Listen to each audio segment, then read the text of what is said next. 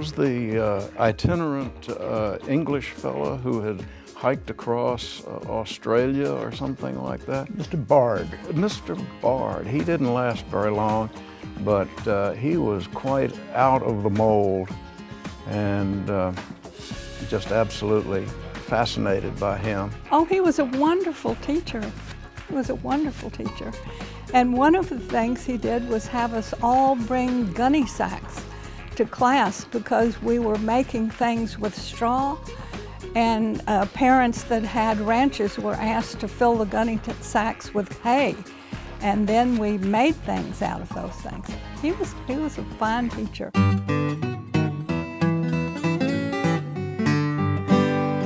For some former students, memorable teachers were those from the lower school. I would think that the early grades were the formative grades. I was blessed by some wonderful teachers, particularly a first grade teacher, Mrs. Dew, Mary Bonner Dew, who actually believed in me and, unlike my kindergarten teacher, did not call me up short for staring out the window, as I was known to do. And dear Mrs. Dew, I still have a very nice card that she sent my mother summarizing the first semester. She believed in me. She was a great shaping force. Staying still in the lower grades, third grade, Mrs. Coverley, but she too believed in what might have been taken as a somewhat backward or quiet student. She believed in me as well. Had a teacher, I think the fifth grade, Ann Williams, and then the sixth grade teacher was Miss Miller, and she'd come to every sporting event, follow us to Sugarland football, and just, you know, and I stayed friends with her till she died. She was just like another mom. Others recall special teachers from the upper school years. Elizabeth Payton taught Latin, and she spoke Latin to us at least 3 days a week. Her passion was golf, and we learned Latin numbers by doing golf scores in Latin numbers. I enjoyed history with Ms. Donlin, who was absolutely superb, and she was also in charge of the yearbook, and I was the editor of the yearbook my senior year, and did both the editorial part and also the business part, got the ads.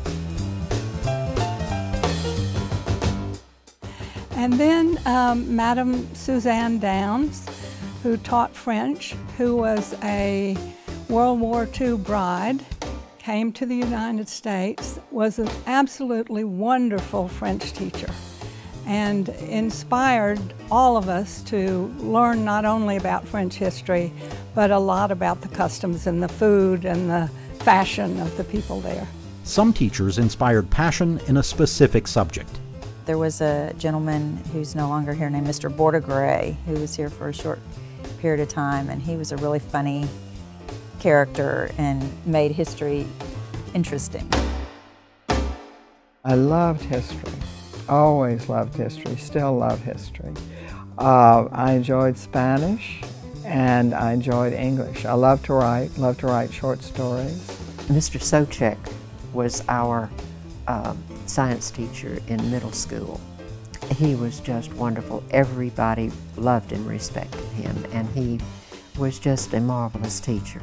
I remember vividly when he had us in class and took a cigarette and blew the smoke through the cheesecloth, and the cheesecloth was yellow. Spanish and English. Senora Rattery started me off. Este es mi cuaderno. And I lasted all the way through a graduate course in college in Spanish literature. Loved it all the way through, thanks probably to Senora Rattery. Pat Foley was an art teacher who was remembered as a real character. If you weren't good, which I wasn't, he would make fun of you, but in a very funny way, but would help you and welcomed you in his class, even though you weren't a good art student. And I ended up taking wax for bronze for him during interim term, and that was really interesting. He was quite a gifted artist. I know he did several statues for A&M, and he's done some of the ones around campus.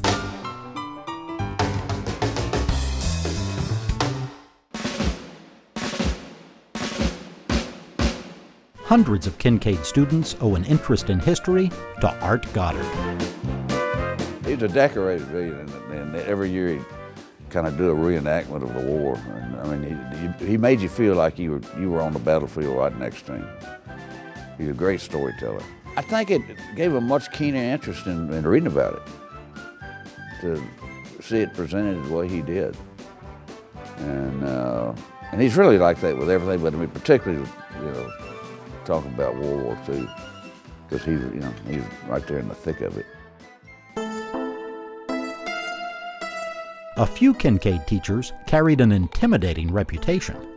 In 5th grade, we had a teacher that was very, very strict, Paige McCullough, and a brother of my first best friend in school told us that when we got to Mrs. McCullough's room, she was probably going to kill us.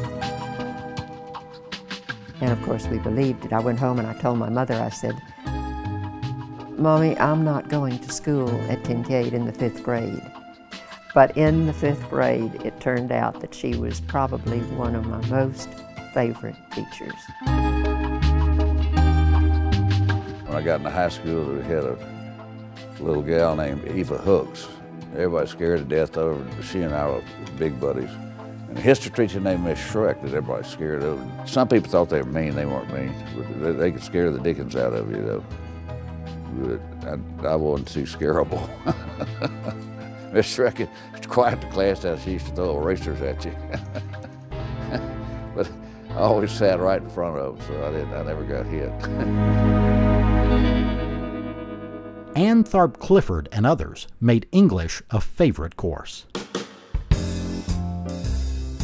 Miss Clifford was an English teacher who was fabulous, and her daughter graduated from Kinkaid. She taught me how to write, and I don't think there's anything more important than that, learning how to write.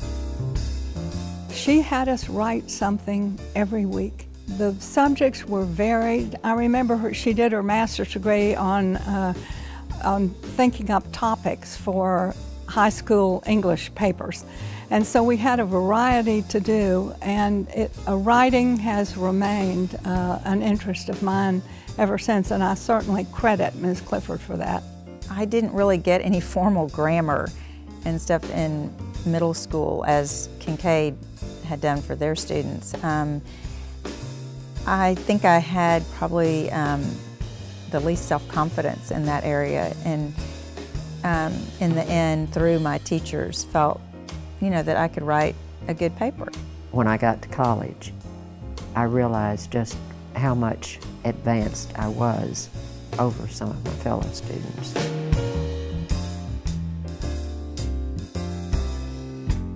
Even non-students in the Kinkaid community learned lessons from Kinkaid teachers. One or two I remember the most was Barbara Cooney, and she's going to retire this year. I learned a lot from her history class, and she still had that like thumb on you, on the students, and she still has it today. No monkey foolishness, you know, and I admire and respect her for that. One of the most memorable faculty members ever at Kinkaid was J. Barry Moss.